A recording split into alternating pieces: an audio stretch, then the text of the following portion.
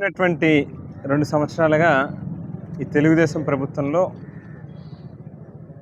ఒకటే లక్ష్యంతో పనిచేస్తూ ఉన్నారు. ఎవరైతే ఈ ప్రభుత్వం చేసేటటువంటి తప్పుల్ని వేలెత్తి చూపిస్తారో వాళ్ళ నోర్లు మూయించాలి, వాళ్ళని అణిచివేయాలనేటువంటి ధోరణిలో పనిచేస్తూ ఉన్నారు. అందులో భాగంగానే రాష్ట్ర వ్యాప్తంగా అనేక మంది వైఎస్ఆర్ కాంగ్రెస్ పార్టీకి సంబంధించినటువంటి మాజీ మంత్రులు కావచ్చు, శాసనసభ్యులు కావచ్చు, లేక వారి తనయులు కావచ్చు, వైఎస్ఆర్ కాంగ్రెస్ పార్టీ నాయకులను కావచ్చు, కేసులు పెట్టి కోర్టుల చుట్టూ, జైలు చుట్టూ తిప్పుతూ ఉన్నటువంటి పరిస్థితి కనిపిస్తూ ఉంది. మరి ఇదే నియోజకవర్గం నుంచి ఒక బడుగు బలహీన వర్గాల నుంచి వచ్చినటువంటి కారుమూరి నాగేశ్వరరావు గారి యొక్క తనయుణ్ణి మొన్నటి ఎన్నికల్లో కారుమూరి సునీల్ గారు పార్లమెంట్ స్థానానికి పోటీ చేసినటువంటి సందర్భంగా ఏదో రకంగా ఉన్నవి లేనటువంటి కేసులు పెట్టి ఆయన ఇబ్బంది పెట్టాలనేటువంటి ఒక దురాలోచనతో ఇప్పటికే వారిని జైలుకి పంపించినటువంటి పరిస్థితి చూసాం. మరి వేళ అదే అదునుగా తీసుకుని ఈ నియోజకవర్గంలో ఉన్నటువంటి మండల స్థాయి, గ్రామ స్థాయి నాయకుల్ని కూడా బెదిరించాలి, భయపెట్టాలి, లొంగ తీసుకోవాలనేటువంటి ఒక ఆలోచనతో వేళ ఇరగవరం మండలం ఐతంపూడి గ్రామంలో ఉప్పులూరి జితేంద్ర గారు, లావణ్య గారు ఇక్కడ సర్పంచ్గా ఇద్దరూ కూడా పనిచేసి గడిచినటువంటి 10 ఏళ్లలో ఎంతో మంచి పేరు తెచ్చుకున్నారు.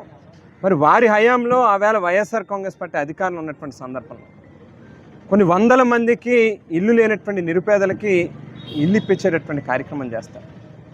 ఎక్కడా కూడా ఏ ఒక్కరికి దగ్గర ఒక్క పైసా కూడా అవినీతి అనేటువంటిది లేకుండా పేదవాళ్ళకి మంచి చేయాలనేటువంటి ఒక గొప్ప సంకల్పంతో జగన్మోహన్ రెడ్డి గారి నాయకత్వంలో, కారుమూరి నాగేశ్వరరావు గారి యొక్క నాయకత్వంలో ఆవేళ ఇక్కడ పనిచేస్తారు. ఈవేళ కేవలం ఉప్పులూరి జితేంద్ర గారు వైఎస్ఆర్ కాంగ్రెస్ పార్టీకి కమిట్ అయి పనిచేస్తూ ఉన్నాడు, ఆయన ఏదో రకంగా ఇబ్బంది పెట్టాలి, తద్వారా ఆయన లొంగ తీసుకోవాలనేటువంటి ఆలోచనతో ఇక్కడ మా ప్రభుత్వంలోనే శాంక్షన్ అయ్యి టెండర్లు పిలిచి వర్క్ని గ్రౌండింగ్ కూడా చేస్తే వాస్తవానికి ఫిజికల్గా మనం ఇక్కడ పరిస్థితి చూస్తే దాదాపు 60 అడుగులు రోడ్డు వేసుకున్నా కూడా ఎక్కడ ఎవరి ఇల్లు అనేటువంటిది కనీసం చిన్న అంగుళం కూడా కొట్టాల్సినటువంటి అవసరం లేనప్పటికీ కూడా కేవలం 40 అడుగులు రోడ్డును వేయడానికి అలైన్మెంట్లు మార్చి రాత్రికి రాత్రి 5 మిషన్లు 10 మిషన్లు పెట్టి 500 మందిని పోలీస్ మెన్ని పెట్టి మరి సర్పంచ్ గారి ఇల్లుని కొట్టేయాలనేటువంటి ఆలోచనతో ఒక 4-5 వృద్ధుల ఇల్లుని కూడా కొట్టేయడం అనేటువంటిది నిజంగా చాలా బాధ కలిగించేటటువంటి విషయం. బహుశా చంద్రబాబు నాయుడు గారు ముఖ్యమంత్రిగా వారి పాలనలో ఎక్కడా కూడా ఒక్కటి కూడా కొత్తగా నిర్మాణం అనేటువంటిది చేయరు, కానీ నిరుపేదలు ఎవరైతే ఇటువంటి వైఎస్ఆర్ కాంగ్రెస్ పార్టీ నాయకులు ఇల్లు మాత్రం కొట్టేయడానికి ముందుకు వస్తూ ఉన్నారు.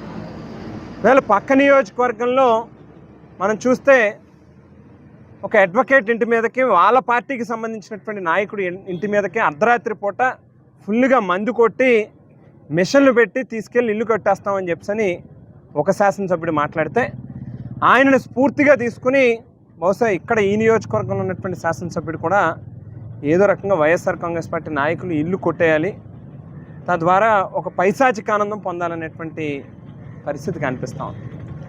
కానీ ఈవేళ ఇప్పుడే జితేంద్ర గారు చెప్తా ఉన్నాడు, ఏమవుతుందని మహా అయితే మన ఇల్లు కొట్టారు, మనమేం బెదిరేదో అదిరేదో లేదు, ఖచ్చితంగా మళ్ళీ తిరిగి రెట్టించిన ఉత్సాహంతో పనిచేద్దాం, మళ్ళీ ఈ నియోజకవర్గంలో వైఎస్ఆర్ కాంగ్రెస్ పార్టీని అధికారంలో తీసుకుని రావడం కోసం పనిచేద్దాం, మనం వ్యక్తిగతంగా నష్టపోయినా పర్లేదు కానీ పేదవాడికి, ప్రజలకి జగన్మోహన్ రెడ్డి గారి నాయకత్వంలో మంచి చేయడానికి కష్టపడదాం అని చెప్పి చెప్తా ఉన్నాడు ఆయన.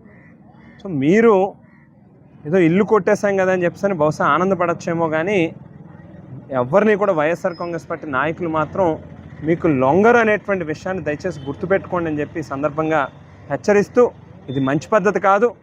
ఖచ్చితంగా స్వాతంత్రం వచ్చి ఇన్ని సంవత్సరాల గడిచినప్పటికీ కూడా ఒక నియంతలాగా ఆలోచన చేస్తూ ఉన్నటువంటి మీ తాలూకా ఆలోచనలకి ప్రజలే మీకు సరైనటువంటి బుద్ధి చెప్తారనేటువంటి మాటను కూడా ఈ సందర్భంగా తెలియజేస్తూ, మరి కారుమూరి నాగేశ్వరరావు గారు లేనటువంటి పరిస్థితుల్లో ఇక్కడ మరి జిల్లా పార్టీ అధ్యక్షులు ప్రసాద్ రాజన్న ఖచ్చితంగా బహుశా ఏదో ఈ సమయంలో పార్టీకి సంబంధించినటువంటి కార్యకర్తలందరినీ హెరాస్ చేసి బెదిరించి లొంగ తీసుకొచ్చేమో అని చెప్పి ప్రయత్నం చేస్తూ ఉన్నారు. ప్రసాద్ రాజన్న నాయకత్వంలో ఈ జిల్లాలో ఏ కార్యకర్తకి ఇబ్బంది వచ్చినా కష్టం వచ్చినా క్షణాల్లో ఆయన ఇక్కడ వాలేటటువంటి పరిస్థితి ఉంటుంది. ఇప్పటికైనా ఏ రకంగా మీరు ఎన్నికల్లో ఇచ్చినటువంటి వాగ్దానాలను నెరవేర్చాలనేటువంటి దాని మీద దృష్టి సారిస్తే బాగుంటుంది తప్పితే ఈ రకంగా ప్రత్యర్థుల్ని ప్రతిపక్ష పార్టీలని అణిచివేయాలి, వాళ్ళ ఆస్తుల్ని ఏ రకంగా తీసేయాలి, లేకపోతే భౌతికంగా దాడులు చేయాలి, కేసులు పెట్టాలని అంటే బెదిరేవారు మాత్రం ఎవరు లేరనేటువంటి విషయాన్ని దయచేసి గుర్తుపెట్టుకోమని చెప్పి ఈ సందర్భంగా తెలియజేస్తాం. ఈరోజు తణుకు నియోజకవర్గంలో ఇరగవన్ మండలం ఐతున్పూడి గ్రామంలో మేమందరూ కూడా ఈ రోజున పర్యటించడం జరిగింది. ఎందుకంటే ఈ 2 సంవత్సరాల పరిపాలనలో ఈ ప్రభుత్వం ఇచ్చిన హామీలను మర్చి పూర్తి స్థాయిలో వైఫల్యం చెందింది. ఈ 2 సంవత్సరాల పరిపాలన ఏమన్నా సాగించింది అని అంటే వైఎస్ఆర్ పార్టీ నాయకుల మీద కక్ష సాధింపులు ఈ ప్రభుత్వ పరిపాలనా విధానం. రాష్ట్ర స్థాయి నాయకులు ఎవరన్నా ఈ ప్రభుత్వాన్ని ప్రశ్నిస్తే చాలామంది నాయకుల్ని జైల్లో పెట్టి ఇబ్బందులు పెట్టేటువంటి పరిస్థితి. సోషల్ మీడియాలో ఈ ప్రభుత్వాన్ని ఎవరన్నా ప్రశ్నిస్తే వాళ్ళందరి మీద కేసులు కట్టి జైల్లో పెట్టేటువంటి పరిస్థితి. ఎక్కడైనా ఏ సర్పంచ్ అయినా ఏ ఎంపీపీ అయినా ఈ ప్రభుత్వాన్ని ప్రశ్నిస్తే వాళ్ళ మీద కక్షపూరితంగా వ్యవహరించేటువంటి పరిస్థితి చూస్తూ ఉన్నాం. దాంట్లో ఉదాహరణ ఈ ఐతుంపూడి గ్రామంలో సర్పంచ్ లావణ్య గారి మీద పక్షపాతంగా ఈ రోజున కక్షపూరితంగా వ్యవహరిస్తున్నటువంటి తీరు. ఎందుకనంటే ఈ రోజున ఇక్కడ ఇళ్ళు సుమారు 5 ఇళ్ళు ఎంతోమంది ప్రభుత్వ అధికారులతో వచ్చి పోలీసులతో వచ్చి తెల్లవారుగట్ల నుంచి మొదలుపెట్టి 11 లేపు మొత్తం నేలమట్టం చేసి ఉన్నారు. అంటే ఎక్కడైనా అభివృద్ధికి ఎవరైనా సహకరిస్తాం. అది వైఎస్ఆర్ ప్రభుత్వంలోనే ఈ రోడ్డు మంజూరైంది. దీన్ని పూర్తి చేయాలన్నటువంటి ఆలోచనతో ఆనాడు 3 కోట్ల రూపాయలు నిధులు మంజూరు చేసి ఉన్నాం. రోడ్డు వేయాలన్నటువంటి ఆకాంక్షతోటే సిమెంట్ రోడ్డు మంజూరు చేసి ఉన్నాం. దీనికి అలైన్మెంట్ పూర్తయింది, పనులు మొదలుపెట్టారు. కానీ దురుద్దేశం ఏంటంటే ఈ ప్రభుత్వం వచ్చిన తర్వాత ఆ రోడ్డు గతంలో ఉన్నటువంటి అలైన్మెంట్ కాకుండా ఈరోజు ప్రెసిడెంట్ గారు ఇంటి మీదుగా అలైన్మెంట్ మార్చి ఇది R&B ఆక్యుపేషన్ అని చెప్పి కొట్టేయటం చాలా దుర్మార్గం. నిజంగా ఇక్కడే ఉంది ఉదాహరణ. 1969లో కట్టినటువంటి ఇల్లు ఆక్యుపేషన్. ఒకవేళ ఎక్స్టెన్షన్ చేస్తే నోటీసులు ఇవ్వాలా, దానికి తగినటువంటి కాంపన్సేషన్ ఇవ్వాలా ప్రైవేట్ ల్యాండ్ అవుతే. ఈ ప్రొసీజర్ అంతా మరిచి పోనీ అవతల రోడ్ లేదా, ప్లేస్ లేదా, పాత అలైన్మెంట్ మాటి కొత్త అలైన్మెంట్లో కావాలని మరి ఈ ఇల్లుల్ని నేలకూల్చడం ఈ ప్రభుత్వ పరిపాలనకు నిదర్శనం. 2, ఈ గ్రామంలో వైఎస్ఆర్ పార్టీ సర్పంచ్ ఆయన వేసినటువంటి రోడ్లు ఆయన ఖర్చు పెట్టినటువంటి నిధులకు బిల్లులు ఉండవు.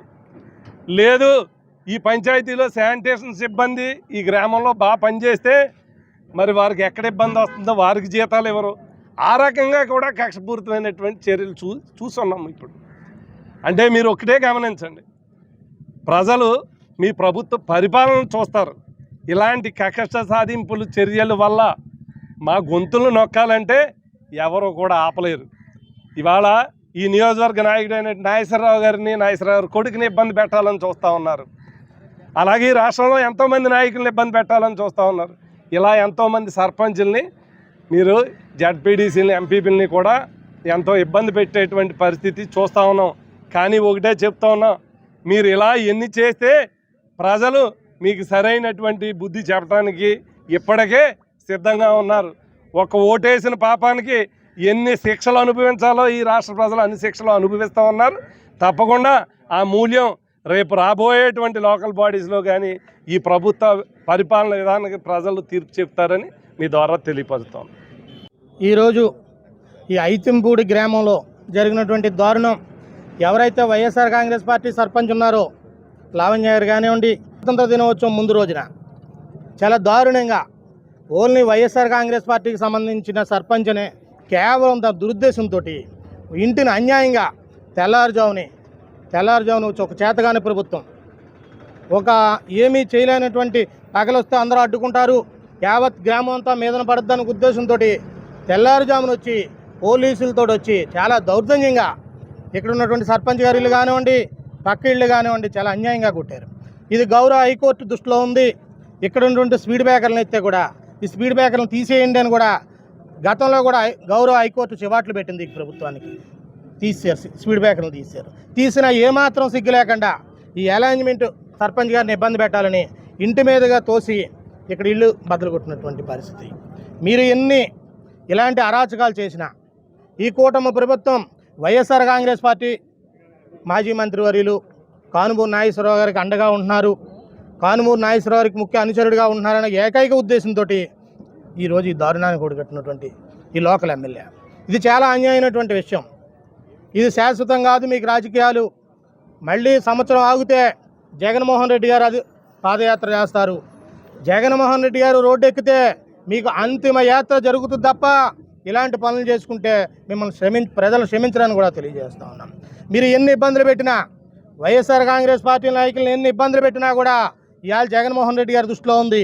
ఇక్కడ జిల్లా పార్టీ అధ్యక్షులు ప్రసాద్ రాజు గారు కానివ్వండి, తూర్పుగోదావరి జిల్లా పార్టీ అధ్యక్షులు చెల్లిపోని వేణుగోపాలకృష్ణ గారు కానివ్వండి, జక్కంపూడి రాజా గారు కానివ్వండి, లోకల్గా కానుమూరు నాగేశ్వరరావు కానివ్వండి, రాయుడు గారు కానివ్వండి, ఎమ్మెల్సీ గారు కానివ్వండి, యావత్ ప్రజానీకం కానీ అందరూ కూడా సర్పంచ్ గారికి అండగా ఉంటాం. భవిష్యత్తులో మీరు ఏదైతే చేశారో ఈ అన్యాయానికి మళ్ళీ మీరు సిగ్గుపడే విధంగా కూడా ఇక్కడ చర్యలు ఉంటాయని కూడా తెలియజేస్తా ఉన్నాం. ఈరోజు ఐతంపూడి గ్రామంలో సర్పంచ్ గారి మీద కక్ష సాధించినటువంటి ఈ పాలకుడి యొక్క నిర్ణయాలు సమాజానికి తెలియజేయాలని, వైఎస్ఆర్ కాంగ్రెస్ పార్టీ అభిమాని కనుక ఆయన గతం నుంచి కక్ష సాధిస్తూ ఇవాళ మనం ఇండిపెండెన్స్ డే జరుపుకుంటున్నాం, 80వ స్వాతంత్ర దినోత్సవ వేడుకలు జరుపుకున్నాం. కానీ బ్రిటిష్ పాలకులు ఇంకా పోలేదనేటువంటి ఒక చరిత్ర ఈ తణుకు నియోజకవర్గంలో కనపడింది. బ్రిటిష్ పాలకులు పోలేదని నేను ఎందుకు అంటున్నానంటే, గతంలో స్వాతంత్ర్యం రాకముందు రక్షణ లేనటువంటి అంటే చట్టాలు లేవు, వాళ్ళ ఇష్టమే చట్టం.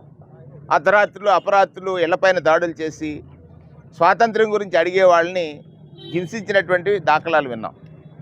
కానీ అదే తరహాగా ఒక వృద్ధురాలు సర్పంచ్ గారు ఉప్పులూరి లావణ్య గారు వారి కుటుంబం పైన తెల్లవారుజామున, అంటే ఆమె ఒక ప్రథమ పౌరురాలు, ఒక 5 సంవత్సరాలు ఈ గ్రామానికి ఉత్తమమైనటువంటి సర్పంచ్గా సేవలు అందించారు.